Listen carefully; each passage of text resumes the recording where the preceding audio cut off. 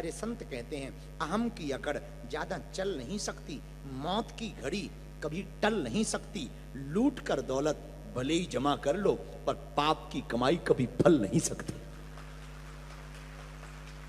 इसलिए अहम में नहीं रहना चाहिए, प्रभु के प्रभाव में रहना चाहिए, अपने प्रभाव में नहीं रहना चाहिए, भगवान के प्रभाव में रहना चाहिए, भगवान के स्वभाव। और मेरे पागलो एक सूत्र और नोट कर लो, काम का है, झुकते वही हैं जिसमें जान होती है, अकड़ तो एक मुर्दे की पहचान होती है।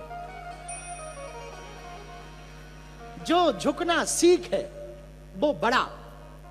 आज हम सुबह जब पढ़ रहे थे तो एक बात हमको इतनी अद्भुत मिली, जो दे वो देवता, जो दे वो कौन? देवता। जो ले वो दानव। जो दे देवता, जो ले जो दे देवता, जो ले दानव, लेकिन जो कभी तृप्त ना हो वो मानव। हाँ, मनुष्य की एक आदत बहुत विचित्र है, जो पीछे बैठे हैं वो आगे बैठने के चक्कर में, जो आगे बैठे वो इधर के चक्कर में, जो इधर हैं वो इधर के चक्कर में, जो इधर हैं वो इधर के चक्कर में, जो इधर हैं वो इधर की तैयारी में है।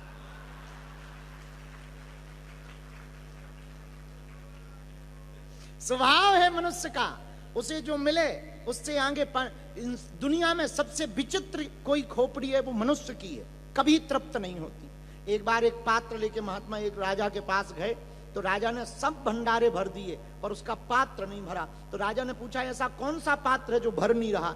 जब उल्टा करके देखा तो कुछ और नहीं था, खोपड़ी थी मनुष्य की। इसमें कुछ भी भर दो, ये कभी भरता नहीं है। इसलिए मेरे पागलो एक बात और कहें, कह दो, कहो। गन्ना देखा तुमने? गन्ने में जहां गांठ होती ना वहां रस नहीं होता, जहां रस होता वहां गांठ नहीं होती है।